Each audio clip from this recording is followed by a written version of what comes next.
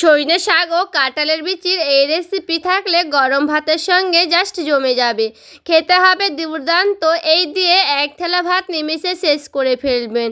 এইভাবে একবার হলে ট্রাই করে দেখতে পারেন। নমস্কার বন্ধুরা, অমৃতাদি কুকিং চ্যানেলে সবাইকে স্বাগত জানিয়ে আবারও হাজির হয়েছি। তো যে সকল বন্ধুরা ইউটিউব চ্যানেল থেকে দেখছেন তারা প্লিজ চ্যানেলটাকে সাবস্ক্রাইব করে আমার পাশে থাকবেন, আর যারা ফেসবুক থেকে দেখছেন তারা পেজটাকে ফলো করে রাখবেন। স্কিপ না করে পুরো রেসিপিটি দেখার অনুরোধ রইল। তো চলুন রেসিপিটি শেয়ার করা যাক। হ্যাঁ দেখুন বন্ধুরা, নিয়ে নিয়েছি সজনে শাক। এরপরে সজনে শাকটা আমি খুব ভালো করে বেছে নিচ্ছি। শাকটা কিন্তু আমি গাছ থেকে পেরে নিয়ে এলাম, একেবারে টাটকা।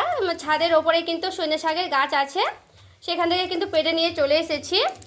আর সজনে শাকটা কিন্তু খুব সুন্দর করে বাছানো যায়। এই যে দেখুন, এইভাবে কিন্তু খুব ভালো করে বেছে নিলেই কিন্তু হয়ে যাবে। তো সবগুলো শাক আমি এইভাবে বেছে নিচ্ছি, তারপরে ফিরে আসছি। দেখুন সজনে শাকটা আমার খুব ভালো করে বেছে নিয়েছি। এরপরে শাকটাকে আমি খুব ভালো করে ধুয়ে নেব পরিষ্কার জলে। কড়াই দেখুন নিয়ে নিয়েছি, এখানে কড়াই দিয়ে দিচ্ছি জল। দেখুন জলটা খুব ভালো করে গরম হয়ে গেছে। এরপরে দিয়ে দিচ্ছি সামান্য করে লবণ, দিচ্ছি হলুদের গুঁড়া, ধুয়ে রাখা সজনে শাকগুলোকে দিয়ে দিচ্ছি।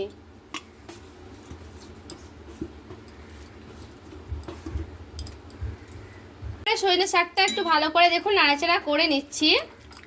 এখানে সজনে শাকটাকে খুব ভালো করে ফুটিয়ে নিতে হবে, মানে সেদ্ধ করে নিতে হবে। আর এখানে দেখুন খুব ভালো করে কিন্তু ফুটিয়ে নিয়েছি। আর এখানে আমি খুব ভালো করে কিন্তু জলটাকে শুকনো করে নেব, কারণ এই সজনে শাকের জল কিন্তু আমি গেলে ফেলে দেব না। এইভাবে খুব ভালো করে একটু শুকনো শুকনো করে নেব, যেন এই জলেই সেদ্ধ হয়ে যায় শাকগুলো সেইভাবে।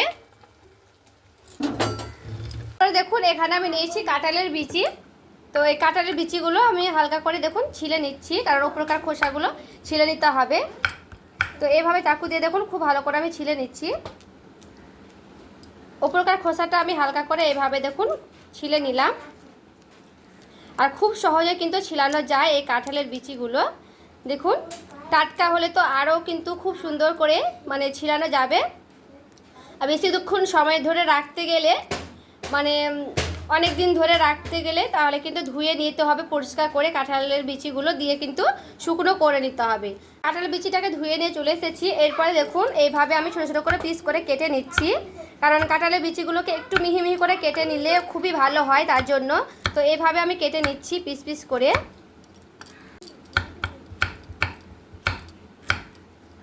আর দেখুন কত সুন্দর কিন্তু কাটানো যাচ্ছে। তো এইভাবে সবটাই আমি কাঁঠালের বিচিটা এইভাবে কেটে নিচ্ছি ছোট ছোট ছোট করে।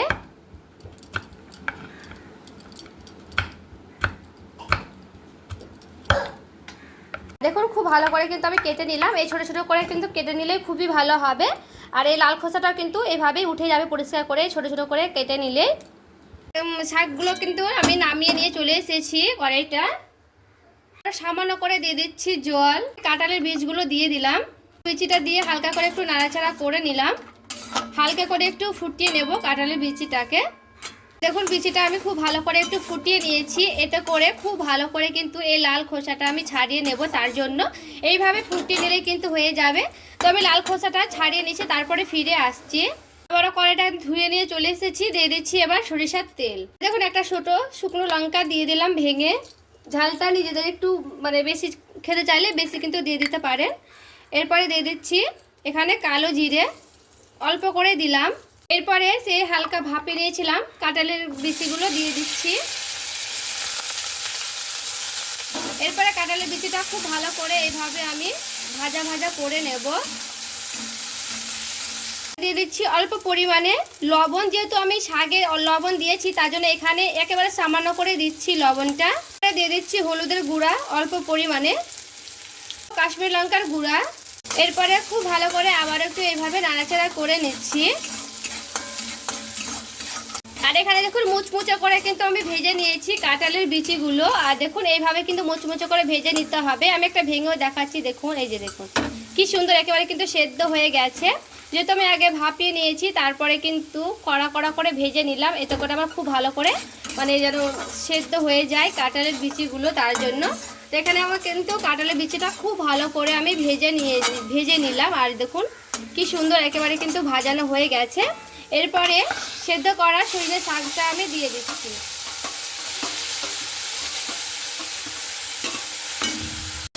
এরপরে সরিষা শাকটা দিয়ে খুব ভালো করে দেখুন কাঁঠালের বীজের সঙ্গে এভাবে আমি নাড়াচাড়া করে নিচ্ছি।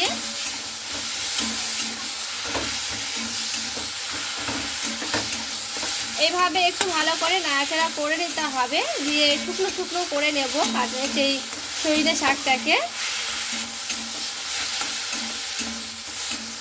আর দেখুন খুব ভালো করে কিন্তু এইভাবে শুকনো শুকনো হয়ে গেছে, দেখে বুঝতে পারছেন। এইভাবে কিন্তু করে নিতে হবে, আর শাকটা যেন পুরোপুরিভাবে সেদ্ধ হয়ে যায়। তো এখানে আমি খুব ভালো করে একটু নাড়াচাড়া করেও নিলাম। দিচ্ছি সামান্য করে চিনি, এরপরে চিনিটা দিয়ে খুব ভালো করে দেখুন আবার একটু নাড়াচাড়া করে নেব।